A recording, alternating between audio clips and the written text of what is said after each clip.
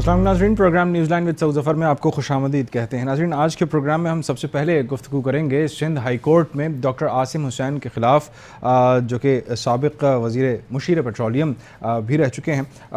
उनके ख़िलाफ़ 462 अरब रुपए की करप्शन का रेफरेंस दायर है और इसकी अदालत में इनकी पेशी भी होती रहती है। इसके साथ साथ इनके शरीक मुलज़िम हैं अतहर हुसैन, वो भी इसी मामले में जेल में भी उनको डाला गया था। अब ये कहा गया है दरख्वास्त ज़मानत हाई कोर्ट में जमा कराई गई थी अतहर हुसैन साहब के लिए, और वो उसमें मौक़िफ़ इख्तियार किया गया था कि नैब की जानिब से झूठे इल्ज़ामात की बुनियाद पर अतहर हुसैन साहब को जेल में डाला गया है। दूसरी जानिब नैब तफ्तीशी अफसर को 5 अप्रैल को यानी अगली समाअत पर जो सिंध हाई कोर्ट में होगी उसमें तलब किया गया है और तमाम रिकॉर्ड कहा गया है कि वो साथ लेकर आएँ।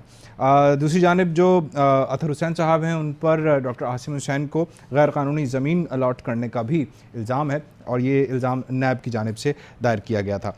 दूसरी जानिब एक और मौजू है जो आज के प्रोग्राम में हम ज़ेर बहस लाएंगे और वो ये है कि दुनिया भर के आलूदा तरीन शहरों का शुमार किया गया है। एक फ़हरिस्त तैयार की गई है जिसमें जो आलूदगी है वो ऐसी ख़तरनाक गैसेस का अखराज है जो कि मुख्तलिफ़ ज़राए से पैदा होती हैं, जिसमें जंगलात की कमी है, दरख्तों की कटाई है और इसके अलावा जो कचरा जलाना शामिल होता है जो शहरों में हमारे यहाँ तो मामूल दिखाई देता है, लेकिन दुनिया के और भी दीगर शहर हैं जहाँ पे ये अमल होता है। और इसी की वजह से जो फ़िज़ाई आलूदगी के लिहाज से इस वक्त कराची शहर यानी आपका शहर, हमारे मुल्क का सबसे बड़ा शहर, वो दुनिया के बदतरीन शहरों में शामिल हो गया है। लेकिन गम की बात नहीं है क्योंकि ये जो फहरिस्त तैयार की गई है इसमें और भी दीगर शहर हैं और हमारे ख़ित्ते के यानी भारत का जो दारुल हुकूमत है नई दिल्ली वो भी है, बीजिंग है, लॉस एंजलिस है, लागोस है, ये भी शहर इस फ़िज़ाई आलूदगी में जो अपना किरदार अदा कर रहे हैं इस फहरिस्त में वो भी शामिल हैं।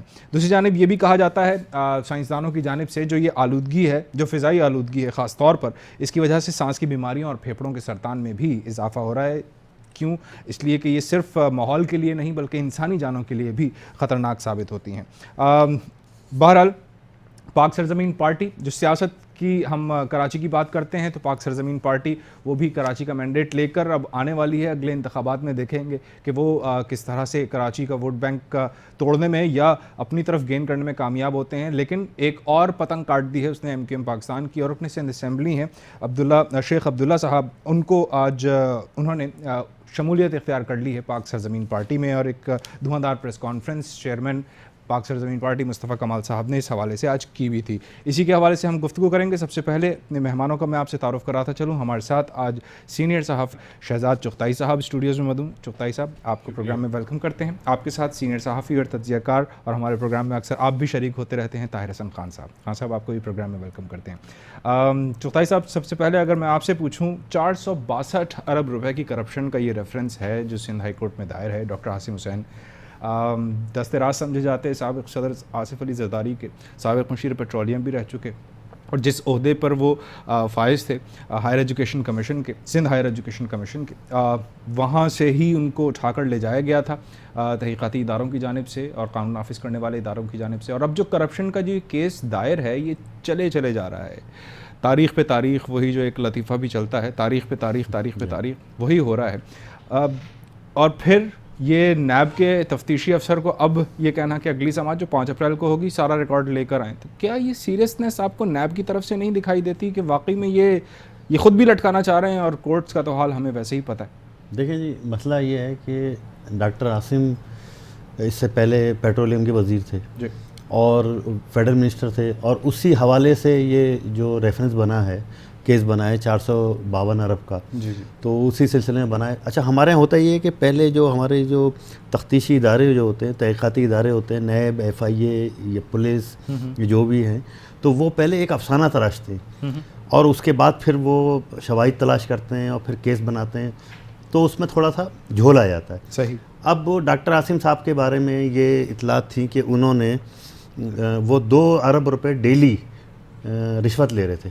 तो ये मतलब अमाउंट ऐसा है कि ये मेरे ख्याल से अगर पाकिस्तान में प्राइम मिनिस्टर भी अगर चाहे तो 2 अरब रुपए तो वो भी नहीं कमा सकता रोज़ाना। अच्छा, तो अब उन्होंने पहले ये अफसाना बना लिया कि 2 अरब रुपए ये आदमी। अच्छा, फिर ये था कि जी वो ये जो आल पाकिस्तान टेक्सटाइल मिल एसोसिएशन है उनसे कोई 15 करोड़ रुपए ले रहे थे, किसी से 50 करोड़ रुपए डेली ना, डेली की बात थी। तो जब आपने इतना यानी कि इतना बड़ा अफसाना और इतना बड़ा ह्यूज अमाउंट जो है आप लेके आ गए, तो आप जाहिर है कि उसको साबित करने के लिए भी तो आपको बहुत ज़्यादा मेहनत करनी पड़ेगी ना, जाहिर है। अच्छा, हमारे यहाँ पाकिस्तान में देखें, पाकिस्तान में कोई भी अदालत है, आपके यहाँ सिविल अदालत है, आपके यहाँ सेशन कोर्ट है, आपके यहाँ खसूसी अदालत है, फौजी अदालत है, सारी अदालतों में जो मसला है बुनियादी वो ये है प्रोसिक्यूशन का है। सही। अच्छा, सबसे पहले तो ये है कि जो प्रोसिक्यूटर होता है उसको कोई यानी कोई उस केस में ये दिलचस्पी नहीं होती कि अच्छा फिर प्रोसिक्यूटर भी चेंज करते हैं तो उसको कोई दिलचस्पी नहीं होती कि वो चाहे कि भाई जो मुलजिम है इसको सज़ा हो और इसको कैफरे किरदार तक पहुँचाया जाए।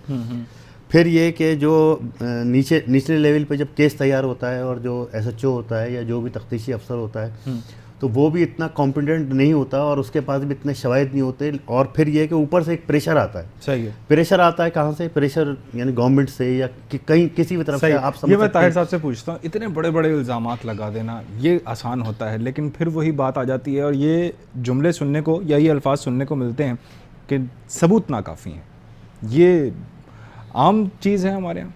ताहिर साहब शुक्रिया सऊद। देखिए, मैं आपको थोड़ा सा इसके बैकग्राउंड में लेके जाना चाहूँगा। जी कि ये पता नहीं क्यों ये कोई मैकेनिज़्म है या ये तो इदारे बताएंगे कि इस मुल्क में हर वो वज़ीर जो पेट्रोलियम का वज़ीर रहा है वो इस तरह के मामलात भुगतता है। अच्छा, तो आजकल जो नून लीग के वज़ीर हैं वो माजी में भी थे और उन्होंने भी ये सब भुगता, कई साल जेलों में गुजारे। सही। और इस किस्म की करप्शन के चार्जेस भुगता है। अब चूँकि वो रहे हैं डॉक्टर आसिम भी पेट्रोलियम के वज़ीर, तो अब उनकी बारी है। सही है। और जितना बड़ा अमाउंट उनके हवाले से बताया गया है तो वो तो पाकिस्तान के बिल गेट्स के तौर पे सामने आए हैं।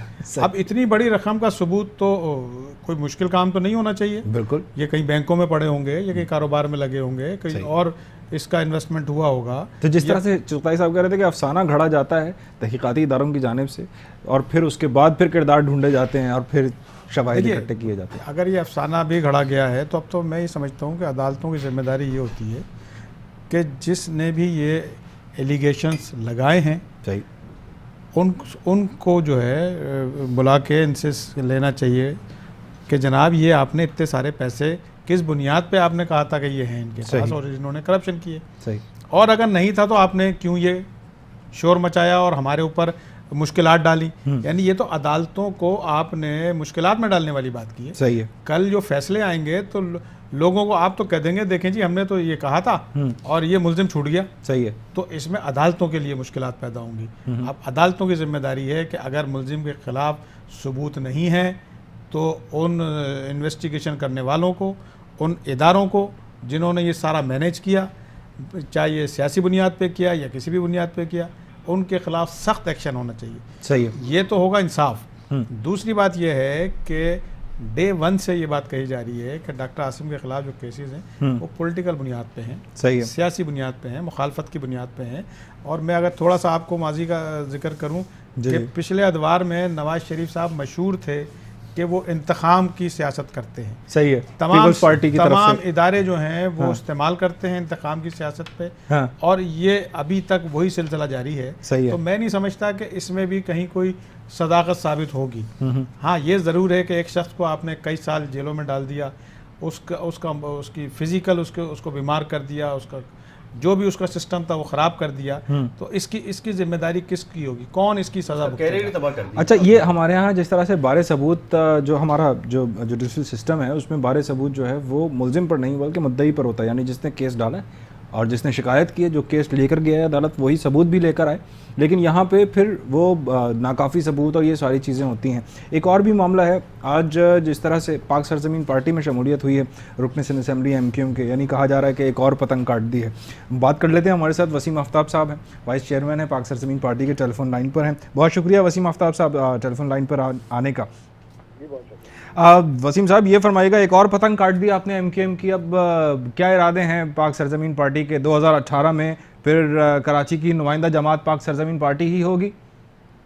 देखिए सऊद, इंशाअल्लाह पाकिस्तान की जमात होगी, कराची की नहीं होगी पाक सरजमीन पार्टी। और हम अल्हम्दुलिल्लाह अल्लाह का शुक्र अदा करते हैं, हमारा पैगाम बहुत तेजी के साथ पूरे पाकिस्तान में नहीं बल्कि पूरी दुनिया में जहाँ जहाँ पाकिस्तानी है वहाँ फैल रहा है। तो पाकिस्तान में इंशाल्लाह 2018 में पाकिस्तान की सबसे बड़ी जमात, मकबूल तरीन, कामयाब तरीन सियासी जमात बनकर उभरेंगे हम। और जो पाकिस्तान के इस्तेकाम पर, पाकिस्तान की तरक्की पर यकीन रखते हैं लोग, वो सब इस जमात से जुड़ रहे हैं। आज हमारी जमात जो है वो एक खास लसानियत का रंग छोड़ कर नहीं आई है, बल्कि हम सब पाकिस्तान को एक करने के लिए हमारे साथ सिंधी, पंजाबी, पठान, बलोची, हर मजहब का मानने वाला, जो पाकिस्तान की कामयाबी और पाकिस्तान के इस्तेकाम के लिए जिस चीज़ की सबसे ज़्यादा ज़रूरत है वो एक पाकिस्तानी कौम की ज़रूरत है। सही है। यहाँ पर हर तरह की तकसीम मौजूद है।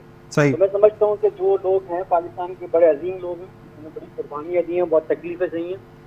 तो हर पाकिस्तानी ये चाहता है कि पाकिस्तान तरक्की करे, तो वो हमारे उसी मिशन और मकसद में हमारे साथ है। हम समझते हैं कि कराची नहीं बल्कि पूरे पाकिस्तान में कामयाब होंगे इंशाल्लाह। सही। अच्छा, मुस्तफ़ा कमाल साहब जो चेयरमैन है आपकी पार्टी के, वो ये कहते हैं कि पहले दिन से हमने कोई बात झूठ नहीं की। अब वो कहते हैं कि जी कुछ लोग अपना मौक़िफ़ फ़ायदे नुकसान देखकर बदलते रहते हैं। यानी इसका मतलब यूँ समझा जाए कि जो MQM में अभी लोग रुके हुए हैं, MQM पाकिस्तान कह लीजिए, जो MPAs हैं, MNAs हैं, वो कोई फ़ायदा ढूंढ रहे हैं या किसी फ़ायदे के लिए वहाँ पर रुके हुए हैं? मेरे ख्याल में बात दो टोक है, इसमें कहीं कोई भाम नहीं है। और ऐसी सूरत नज़र भी आ रही है कि जब सारे हक़ाइक़ पता भी हैं और उसके बावजूद भी अगर उस MQM से जुड़ा जा रहा है जिसका माजी, जिसने इस शहर को खुशियाँ देने के बजाय इस शहर की को तबाह किया है, इस शहर के बच्चे हज़ारों की तादाद में कब्रिस्तान में आबाद हो गए, कब्रिस्तान शहर के।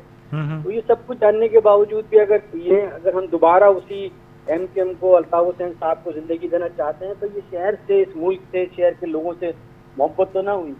आप कुछ लोग अगर बेनिफिट लेना चाहते हैं और इसकी बुनियाद पर शहर तबाह हो रहा है, तो ये किस तरह की सियासत है? सही। तो बिल्कुल वाज़ेह पैगाम, उसमें कोई इबाम नहीं है। लेकिन ये कि बहरहाल उम्मीद रखते हैं कि अल्लाह ताला, वो भी हमारे भाइयों की तरह, उनके लिए नेक ख्वाहिशात रखते हैं कि वो सही फैसला करें, सही और गलत की बुनियाद पर करें, ना और नुकसान की। सही। बहुत शुक्रिया अदा करना चाहूँगा आपका वसीम आफ्ताब साहब, आप टेलीफोन लाइन पर हमारे साथ मौजूद हैं। नाज़रीन, एक ब्रेक लेते हैं। ब्रेक के बाद कुछ मज़ीद मामलात भी प्रोग्राम में डिस्कस करने हैं, हमारे साथ रहिएगा।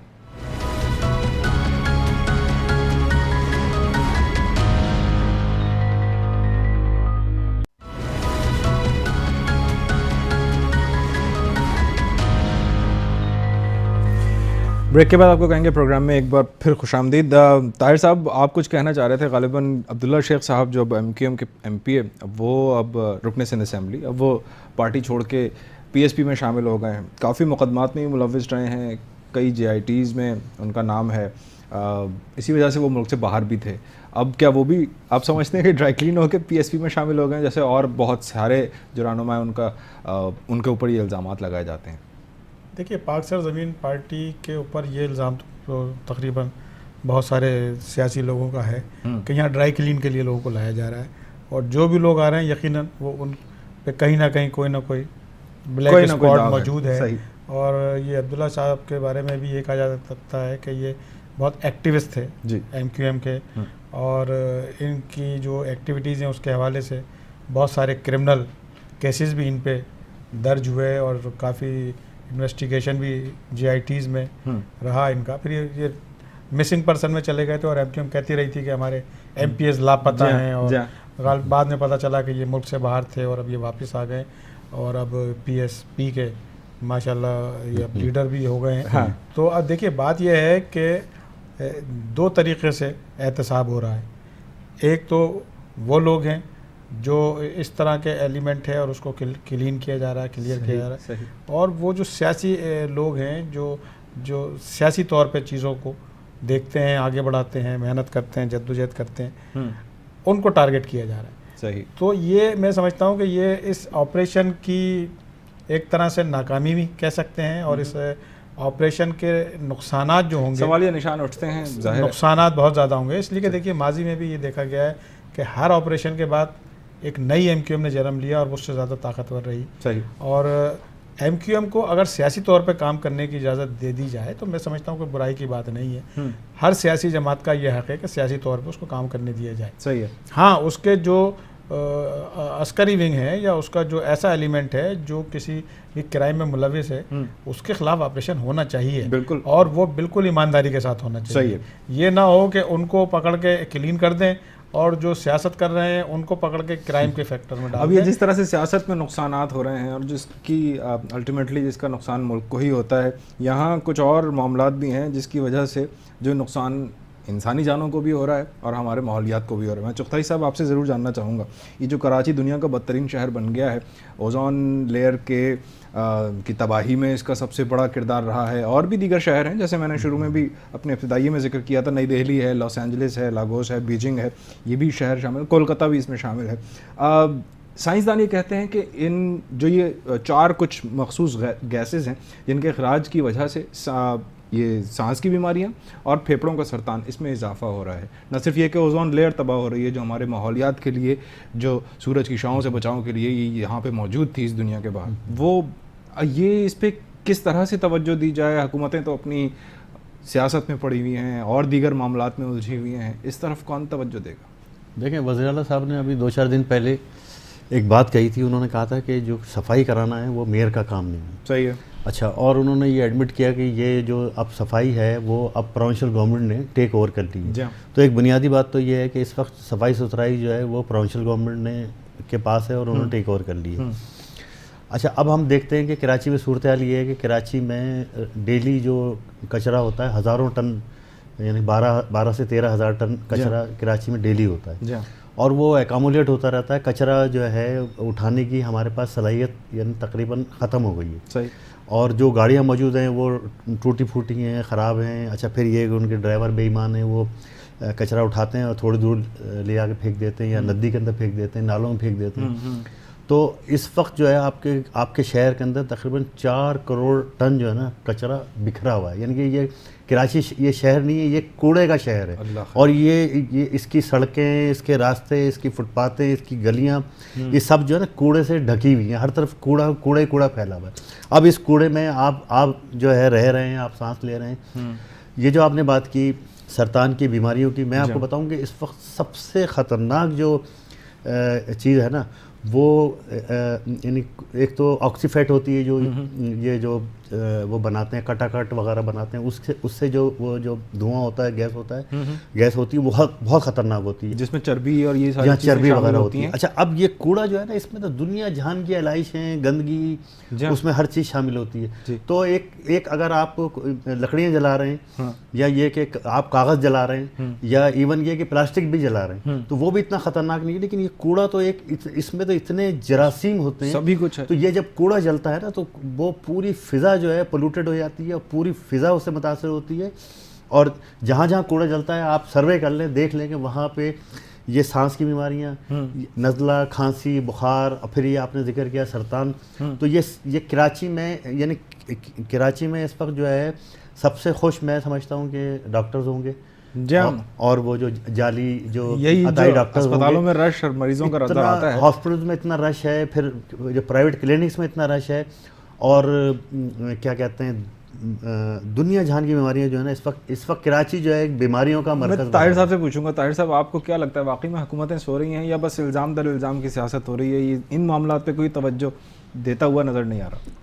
देखिए, सोने वाली बात तो बहुत आपने छोटी सी कर दी। मेरा ख्याल ये है कि यहाँ हुकूमतें एग्जिस्ट ही नहीं करती हैं, और वो तो होंगी तो सोएंगी ना। लेकिन मैं अर्ज़ करूँ कि देखिए, ये एक तो इतनी बड़ा पॉपुलेशन का शहर है और इसमें रोज़ाना की बुनियाद पे इजाफा हो रहा है। सही, ठीक है। एक तो हम उसको नहीं कंट्रोल कर पा रहे हैं, दूसरे ये कि हमारे यहाँ जो यानी ग्रोथ हुई है और जो कच्ची आबादियाँ बनी हैं अनप्लान्ड, और उसकी वजह से जो मसाइल पैदा हुए हैं वो भी एक फैक्टर है। फिर तीसरा फैक्टर ये है कि पॉलिटिकल विल नहीं है। सही। किसी भी सियासी जमात में जो यहाँ हुकूमतें करते रहे हैं और जो दावे करते हैं कि उनका शहर है और उनकी विल नहीं है, उसकी वजह अभी शहजाद साहब ने आपको बताई कि कितने हज़ार टन रोज़ाना कूड़ा जनरेट होता है, और इस शहर में कितने यानी बड़ी तादाद में फैला हुआ लिफ्ट करने की, कूड़ा लिफ्ट करने की 10% सलाहियत ही नहीं, 20% कूड़ा फैला होता हुआ है आपके शहर में। अच्छा, अब ये जो झगड़ा है कि जी मेयर साहब को पैसे दे दिए जाएं तो सब काम होंगे, और सूबाई हुकूमत का मसला ये है कि पैसे हम नहीं देंगे, तो ये एक बिला वजह की मैं समझता हूँ कि बहस है, और ये लोगों की अटेंशन डाइवर्ट करने के लिए, और ये इसमें दोनों का रोल है। दोनों सीरियस नहीं है इस शहर में, इसलिए कि यह इस शहर में वो कचरा से रिलेटेड जो माफिया है, हाँ। जो ये एक इनफॉर्मल बिजनेस है, वो करोड़ों की बुनियाद पे यानी सारे अमल के नतीजे में जो सारे काम हो रहे हैं, चाहे वो रिश्वत सतानी हो, चाहे वो करप्शन हो, चाहे वो ये नाअहली हो, चाहे वो आप कह रहे हैं कि हुकूमतें हैं ही नहीं, ये सारे मामलात हों, आवाम के लिए तोहफ़ा है कैंसर का। शहजाद साहब, बीमारियाँ जी हाँ, और ये देखें कि ये सबसे ख़तरनाक जो है ना, जो कूड़ा जो जलता है ना, ये इसका धुआं यानी कि जितनी भी यानी कि पोल्यूशन की किस्में हैं, उसमें सबसे ख़तरनाक ये है कि ये जो कूड़ा जलता है जी। और आप जो इनहेल करते हैं तो वो समझ लें बीमारी को आप इनहेल कर रहे हैं जी। और ये जो बेचारे जो मरीज़ होते हैं, जो सांस की बीमारी में मरीज़ होते हैं या फेफड़ों के जिनको अमराज होते हैं या ये नज़ला खांसी, तो कराची में आप देखेंगे कि हर आदमी को आप देखेंगे कि उसको कोई सांस की बीमारी है, उसको नज़ला है, उसको खांसी है और फिर एलर्जी जी। और फिर आप ये देख रहे हैं कि वायरल कराची में इतनी बीमारियां फैल गई हैं कि अब अगर मैं देखता हूँ एक छोटा सा कोई वायरस शुरू होता है तो वो फिर फैल जाता है। वो चिकनगुनिया आ गया, फिर ये कि एक हफ्ते का बुखार कोई आजकल आया हुआ है वो भी फैला हुआ है जी। और फिर सांस की बीमारियां तो एक आंखों के अमराज जो हैं वो बार बार आते रहते अच्छा हैं। फिर हाँ, ये आंखों के ये इन्फेक्शन भी बहुत चल रहा है जी। तो अब मतलब ये है कि कराची तो इस वक्त ये कह सकते हैं कि बीमारियों का शहर बन गया और कराची को कोई ओन नहीं करता, ना प्रोविंशियल गवर्नमेंट ओन कर रही है। अच्छा मेयर साहब अगर ओन कर रहे हैं तो मेयर साहब के पास अच्छा, इसके साथ एक और अगर मैं बात बताऊं तो ताहिर साहब से ज़रूर इस पर इनपुट चाहूँगा। पानी यहाँ फराहम किया जाता है, वो गदला जिसकी वजह से गुर्दे ख़राब होते हैं, इंसानी जान ही ख़राब हो रही है ना। कचरा यहाँ पे फैला हुआ है, जिस तरह से चुगताई साहब ने बताया कि पूरा शहर जो है वो कचरे के ढेर के तले दबा हुआ है। कचरे की वजह से ये सारा सरतान और सांस की बीमारियाँ और फेफड़ों की और ये सारे मामला, इंसानी जान की कोई वक़्त ही नहीं है। देखिए, यही एक सबसे बड़ा फ़र्क है कि जो हुकूमतें हैं वो उनके मामलात जो हैं वो बिल्कुल इस हवाले से ना होने के बराबर है। जी। एक बात, दूसरी बात यह है कि आवाम का जो आवाम के साथ जो सलूक है वो सिर्फ इतना है कि उनसे वोट लेने तक प्यार किया जाता है और उसके बाद जो है वो उनको भूल जाते हैं और फिर उनके जो भी मसाइल हैं, चाहे पानी हो, चाहे बिजली हो, चाहे गैस हो या दूसरा कूड़ा करकट हो, इसके हवाले से तो कोई काम करने के लिए तैयार नहीं है। सही। अच्छा, बदकिस्मती से हमारे पास अर्बन प्लानर की बहुत शॉर्टेज है। सही। हमें नहीं पता कि जो यहाँ है मौजूद, जो यहाँ मौजूद है वो 1960 के अर्बन प्लानर हैं और अभी मौजूदा दौर के अर्बन प्लानर आपके पास नहीं है और उस हवाले से ये एक बहुत बड़ी बदकिस्मती है कि शहर जो है वो यानी दोनों तरफ से फैल रहा है, ऊपर भी जा रहा है और साइड में फैल रहा है। बिल्कुल। और इसको मैनेज करने के लिए मैनेजमेंट नहीं है। सही। और जो मैनेजमेंट है वो नाकाफ़ी है और इनकॉम्पिटेंट है। सही। ये सारी चीज़ें मौजूद हैं और इसके लिए आपको मुसलसल इमरजेंसी लगानी पड़ेगी 5-10 साल के लिए और आपको अर्बन प्लानर हायर करने पड़ेंगे जो इस सारी चीज़ों को देखें और उनको मुकम्मल पावर देना होगा। सही। सियासी लोगों को बीच में से हटाना पड़ेगा और ताकि वो फ्री हैंड होकर काम करें और इस शहर को शहर बनाएं, एक साफ़ सुथरा शहर जिसमें एनवायरनमेंट बेहतर हो, जिसका पानी हो, जिसमें सारी चीज़ें हों। और लेकिन इसके लिए विल चाहिए और विल बदकिस्मती से नहीं है। शहजाद साहब, एक मैं आपसे पॉइंट ज़रूर जानना चाहूँगा, वो ये कि जो ये गैसेस का अखराज जो ये साइंसदानों ने भी तहकीक की और ये सारा मामला बताया कि जंगलात में जो आग लगाई जाती है या जो हमारे यहाँ शहरों में, शहरी इलाकों में जो कचरे को आग लगाई जाती है वो है, फिर दरख्तों की कमी है, इसकी तरफ कोई तवज्जो नहीं देता। अगर जिस तरह से KPK में जो एक ड्राइव भी चली थी, उनकी एक पाबंदी लगा दी उन्होंने, कैंपेन भी चलाई थी कि दरख्त लगाए थे, करोड़ों दरख्त जो लगाए थे। नहीं, उन्होंने इस तरह की काटने पाबंदी भी लगाई है, दरख्त काटने पे भी पाबंदी लगाई और नए दरख्त भी लगाए। यहाँ कोई इस तरह की कैंपेन स्टार्ट करता भी है तो वो बस निशानी के तौर पे वो एक दरख्त लगाते हैं, तस्वीरें खिंचवाते हैं और उसके बाद चले जाते हैं। देखिए, वो ठट्टा में आपको याद होगा पिछले दिनों Guinness book of world record में आने के लिए उन्होंने कोई शजरकारी की थी जी। अब वो पता नहीं वो शजरकारी की थी, 10 लाख पौधे लगाए थे, 15 लाख लगाए थे, देखा होगा वो कहाँ गए, वो जल तो वो यानी कि अगर सेरेमोनियल तौर पे या फोटो सेशन के लिए जैसे कि वज़ीर आला साहब और गवर्नर साहब, मेयर साहब और ये चेयरमैन हजरात जो है वो शजरकारी करते हैं, पौधे लगाते हैं और उसके बाद वो उस पौधे का नहीं पता होता। सबसे बड़ा अलमिया ये है कि आप ये देखें ना, इस शहर के अंदर यूनिवर्सिटी रोड बन रही है, तारिक रोड बन रही है, शारा फैसल बन रही है, तो इसमें शामत किसकी आ गई? इसमें शामत आ गई दरख्तों की, कि इतने कई हज़ार दरख्त जो है ना काटे गए हैं यूनिवर्सिटी रोड पे। मैं खुद देखता हूँ, मैं इतनी तकलीफ़ मुझे होती है कि जो आइलैंड पूरा आइलैंड साफ़ कर दिया, उस पर सारे दरख्त काट दिए। यही हाल तारिक रोड का है, यही हाल शारा फैसल का है। फिर ये कि ये जो आपके यहाँ बिल बोर्ड पे तो पाबंदी लग गई, तो पाबंदी लग गई, मैं यही कहने वाला था। पहले जब वो लगते थे बिल बोर्ड थे तो जहाँ पे बिल बोर्ड के सामने जहाँ वो देखते थे कि दरख्त है, वो दरख्त काट दिया। तो जो मतलब हम इंसानी ज़िंदगी के लिए दरख्त की अहमियत का तो यानी कि हम उस पर तो बात नहीं कर सकते, सबको ही अंदाज़ा है कि दरख्त कितने अहम है। लेकिन हमारे शहर के अंदर जो अच्छा, अब एक चीज़ तो ये हो कि फिर बिल्डर को देखें, जो बिल्डर्स होते हैं वो अपने प्रोजेक्ट के आगे सारे दरख्त काट देते हैं। तो इस शहर में आप मतलब ऐसा लगता है कि हर आदमी जो है वो दरख्तों के पीछे लगा हुआ है कि इन दरख्तों को काटो। जहाँ बिल्डिंग बन रही है वहाँ दरख्त काट दिए जाते हैं, जहाँ सड़क बनती है वहाँ दरख्त काट दिए जाते हैं, और जहाँ कोई एक्टिविटी कंस्ट्रक्शन एक्टिविटी होती है वहाँ दरख्त काट दिया। अच्छा, ये कंस्ट्रक्टिव एक्टिविटीज़ की बजाय जो डिस्ट्रक्टिव एक्टिविटीज़ और भी हो रही हैं हमारे मामले में, हमारे माशरे में, ख़ास तौर पर जो इंतहा पसंदी या दहशतगर्दी और जो उकसाना मज़हबी बुनियाद पर या किसी भी जज्बाती बुनियाद पर उकसाना, इसमें एक जो ट्विटर के हवाले से मैं कहना चाहूँगा कि ट्विटर ने जो यहाँ गवर्नमेंट ने उनको शिकायत की थी और 2015 से उन्होंने ये अमल स्टार्ट किया था, उसमें भी 6.5 लाख अकाउंट्स मुअत्तल कर दिए हैं अब तक। आप क्या समझते हैं ये जो नफ़रत अंगेज़ी है, ये जो दहशतगर्दी है, ये जो माइंडसेट है, असल में माइंडसेट चेंज करना है या सिर्फ इस तरह हम सोशल मीडिया, नेटवर्किंग वेबसाइट्स, इन पे पाबंदी लगा के हम अपनी जिम्मेदारियों से बरी ज़िम्मा हो जाएंगे? देखिए, पाबंदियां लगाना तो मेरा ख्याल ये है कि यहाँ पे एक बड़ा फेवरेट वो है, काम है, और कोई और काम नज़र नहीं आता तो सड़क बंद कर दो कंटेनर लगा के, सही, और या फिर ये कि ये यूट्यूब बंद कर दो और व्हाट्सएप बंद कर दो, फेसबुक जरिया ही बंद कर दो, ये सबसे आसान है। सही। और ये मैं ये समझता हूँ कि तो टेक्नोलॉजी के दुश्मन हैं, एक बात। दूसरी बात ये है कि लोगों को माइंडसेट तब्दील कराने की ज़रूरत है। उनमें जो जहर भर दिया गया है मज़हबी और एथनिक बुनियादों पे, उसको कम करने की ज़रूरत है। उसमें स्टेट को अपने रोल अदा करने की ज़रूरत है। ये अब पूरी दुनिया में हमारा मुल्क मशहूर है कि हमारे यहाँ स्पॉन्सर हो रहा है बाकायदा बड़े पैमाने पे, और हमारे जो स्टेट और नॉन स्टेट एक्टर हैं वो सारे के सारे इस खेल में मुलविस हैं। तो उसके बाद तो ऐसा लगता है कि जैसे कि बाकी सारे लोगों ने भी जो है उसमें हिस्सा लेना शुरू कर दिया है, और हर आदमी अपने तौर पे उसमें जितनी खराबी पैदा कर सकता है वो कोशिश कर रहा है, क्योंकि उसको लग रहा है कि स्टेट के लेवल पे ये सारा काम हो रहा है। सही है। तो जब तक ये स्टेट क्लियर नहीं करेगा कि नहीं जनाब ये गलत है, हमारा इससे कोई ताल्लुक़ नहीं है, इससे वो अफगान वार ख़त्म हुए 30-35 साल हो गए। जी हाँ। उसके बाद मजीद हमने जो जितने जहाद करने थे सब कर लिए। अब हमारे पास जहाद की गुंजाइश ही नहीं रही है। अब जहाद इस बात पे करें कि जहालत दूर करें, अब जहाद इस बात पे करें कि माहौल ठीक करें, अब जहाद इस बात पे करें कि लोगों का माइंडसेट ठीक करें। बिल्कुल ठीक है। उसकी तरफ जाने के बजाय आप उनको जो है टेक्नोलॉजी पे पाबंदी लगा के क्या करेंगे?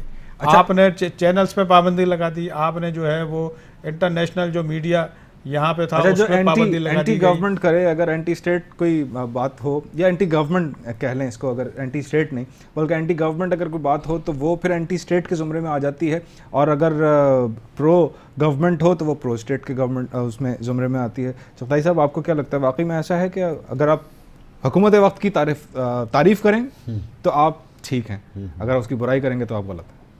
जी हाँ, देखें, एक अभी जो मैं थोड़ी सी इनकी बात आगे बढ़ाऊंगा, फेसबुक की बात हो रही थी, तो फेसबुक पे अब ये इतने ब्लॉगर्स आ गए हैं और ब्लॉग बहुत बनने लगे हैं।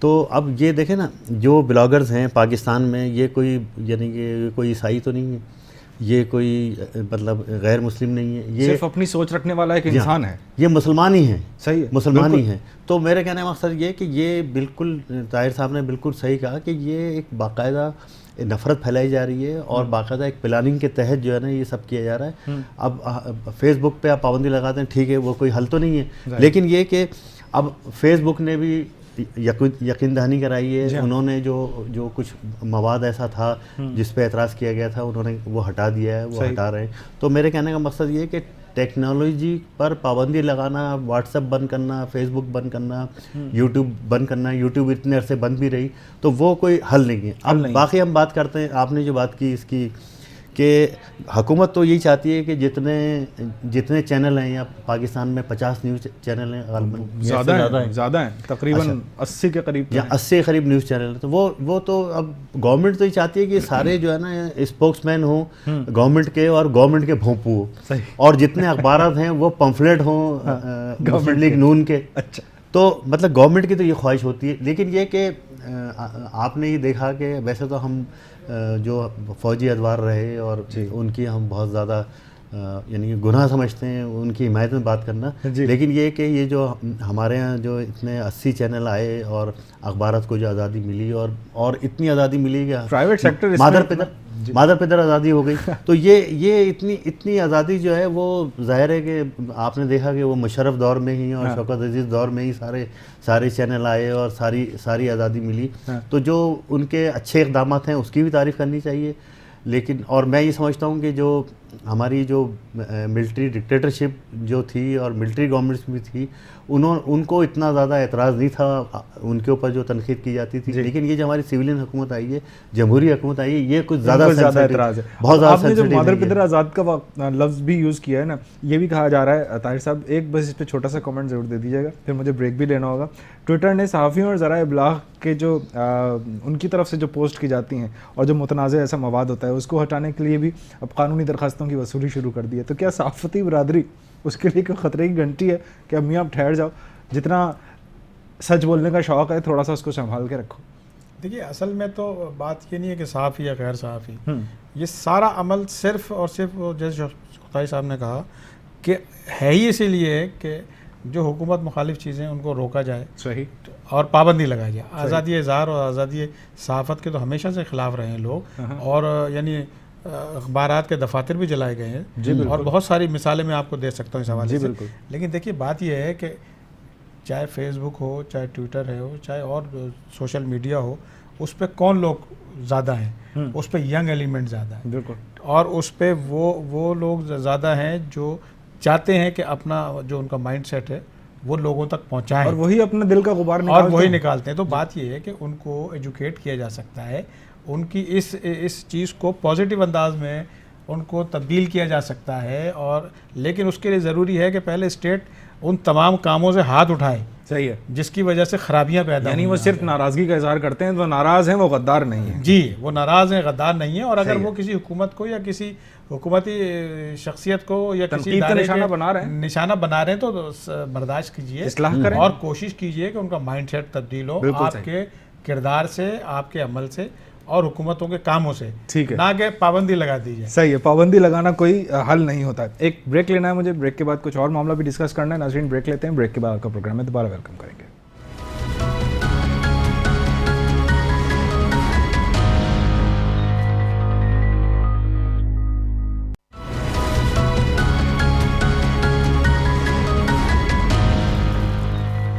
ब्रेक के बाद आपको कहेंगे प्रोग्राम में एक बार फिर खुशामदीद। ताहिर साहब, बड़ी खबर है, बरतानवी पुलिस की जानिब से जो बानी MQM है अल्ताफ़ हुसैन साहब और सरफराज मर्चेंट जो कराची की एक कारोबारी शख्सियत हैं, इनसे जो जब्त किए गए थे तकरीबन 5 लाख पाउंड, जिनकी अब वापसी का अमल जारी शुरू हो चुका है, और सरफराज मर्चेंट साहब को भी कुछ रकम पकड़ाई गई है वापस। आप क्या समझते हैं, ये जो सारा मनी लॉन्ड्रिंग का मामला था, इसकी तहकीकात, अब ये मामला निमट गया है या पलट गया है?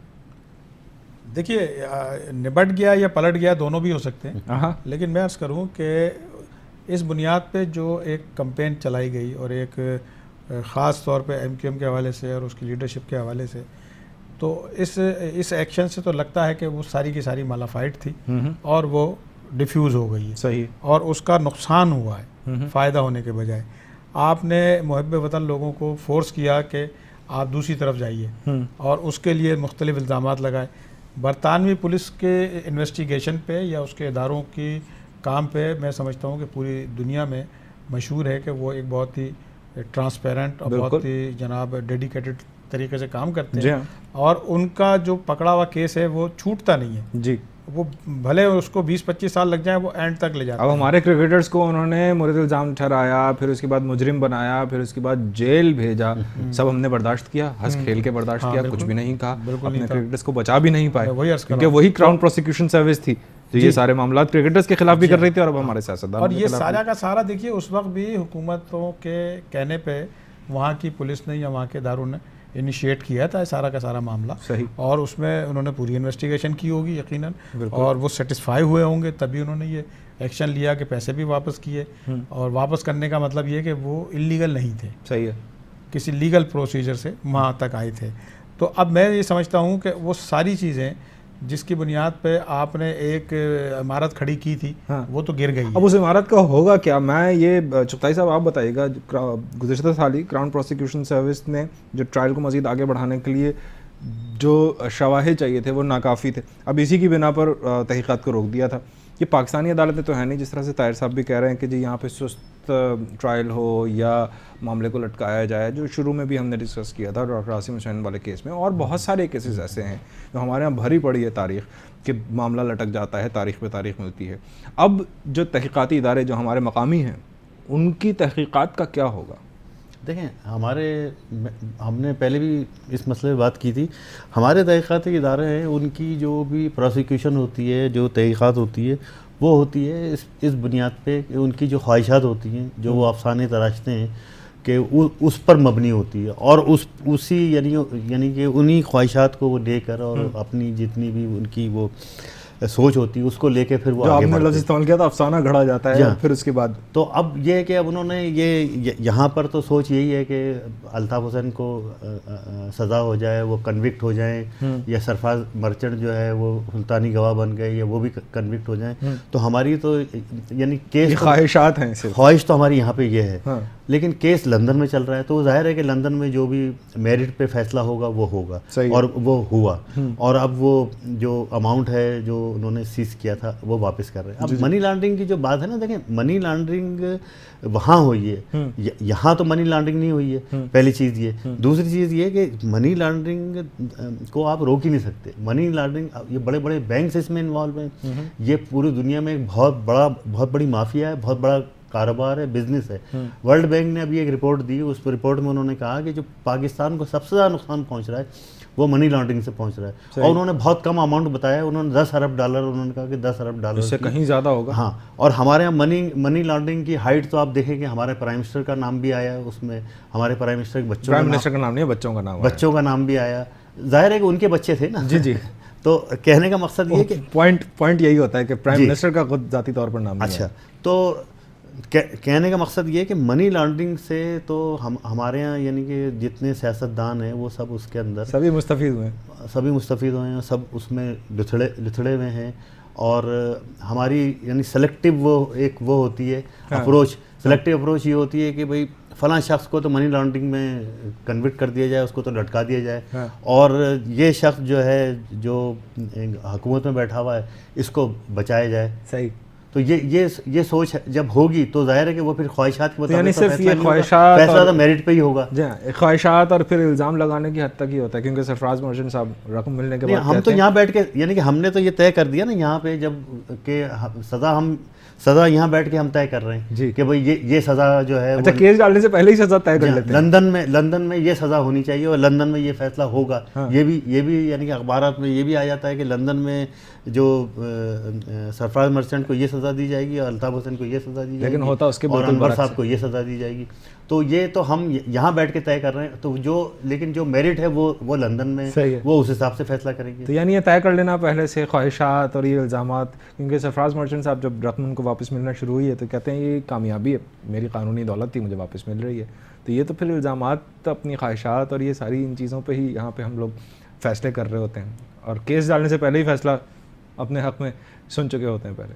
असल में देखिए वही बात है ना जो शहजाद साहब ने कही कि ख्वाहिशात होती हैं, फिर उसके बाद उसके मुताबिक एक अफसाना कहानी तैयार की जाती है। सही। और फिर उसके बाद कोशिश की जाती है कि अपने मनपसंद सज़ा भी तजवीज़ कर दी जाए, बल्कि दे दी जाए। हाँ, दे दी जाए। और अगर नहीं दी जाती तो कम से कम मीडिया में इस काबिल तो कर दिया जाए कि लोग कहें कि नहीं भाई ये सबसे बुरा आदमी है। सही है। अब हमारे यहाँ तो बदकिस्मती से इस मुल्क में जो सूरत हाल है वो इलाक़ों की बुनियाद पर मुहब्बे वतन और गद्दारी का कंसेप्ट है जी। तो अब उसको आप कहाँ लेके जाएंगे जब आप ये तय कर लेंगे कि इस रीजन के लोग गद्दार हैं और इस रीजन के लोग मुहब्बे वतन हैं। तो ये स्टेट का काम नहीं है, स्टेट का काम सबको एक नज़र से देखना है। तमाम लोग मुहब्बे वतन हैं, कोई गद्दार नहीं है। आज तक किसी ने कोई गद्दारी नहीं की, बिल्कुल, और ना ही कोई नुकसान पहुँचाया इस स्टेट को, ना चीज़ को।